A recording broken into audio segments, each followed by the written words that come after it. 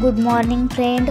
मी आज बनवणार आहे वांग्याचं भरीत. तर तुम्हाला मी रेसिपी शेअर करत आहे मिनी ब्लॉगमध्ये. तर तुम्ही सगळे चांगले असणार. तर कढई तापलेली आहे, तेल गरम झालं आहे. मी त्यामध्ये वांगे कापून ठेवलेले होते आणि स्वच्छ धुवून तर टाकणार आहे आणि त्याला परतून घेणार आहे. थोडा वेळ त्याला फ्राय करून घ्यायचा आहे. तर मी टाकून घेतलेलं आहे. आता थोडं हळद आणि मीठ घालून त्याला पुन्हा परतवून घ्यायचं आहे आणि वरती झाकण घालून त्याला फ्राय होऊ देणार आहे.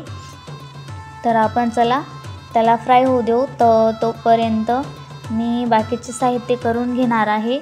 तर हे बघा कसे मस्त दिसत आहेत आणि मी आता वरून झाकण लावून स्लो स्पीडवर फ्राय करून घेतलेले आहेत. हे झालेले आहेत मस्त फ्राय. तर याला आपण आता खाली प्लेटमध्ये काढून घेणार आहोत.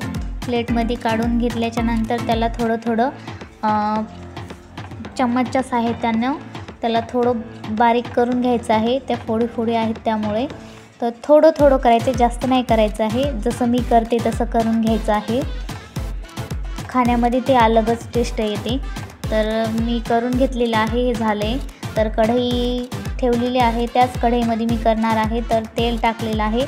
2 कांदे, 1 आंबा, टमाटर आणि लसूण अद्रकचा पेस्ट आणि हिरव्या मिरचीचा ठेचा. तर तेल गरम झालेलं आहे. मी जिरे टाकलेले आहेत, त्यामध्ये लसूण टाकलेलं आहे, अद्रक लसूणचा पेस्ट. त्याला परतून घेणार आहोत. आता टाकणार आहोत कांदाही परतून घेणार आहोत. चांगला कांदा फ्राय करून घ्यायचा आहे.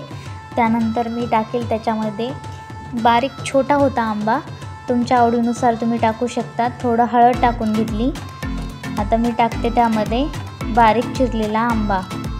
थोडासा आहे, जास्त नाही. तुमच्या आवडीनुसार तुम्ही टाकू शकता, जास्त व कमी.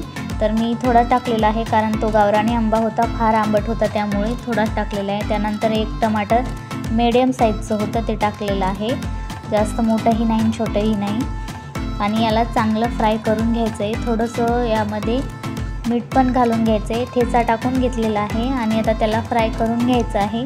फ्राय झाल्याच्या नंतर त्यामध्ये आता वांगे आपण क्रश केलेले व बारीक केलेले त्यामध्ये मिक्स करून घ्यायचे आहेत. तुम्ही हे खाऊन बघसाल तर मज्जाच येईल तुम्हाला. असं तुम्ही भरीत कधीच खाल्लेलं नसेल. एकदा ट्राय नक्की करून बघा. तुम्ही पुन्हा करून खासाल. आणि हे तुम्ही कशासोबतही खाऊ शकता, भाकरीसोबत किंवा भातासोबतही खाऊ शकता. तर झालेलं आहे. मी वरून ती कोथिंबीर टाकलेली आहे आणि बघू शकता किती भारी दिसतंय. झालेलं आहे. दिसतात तोंडात पाणी येते.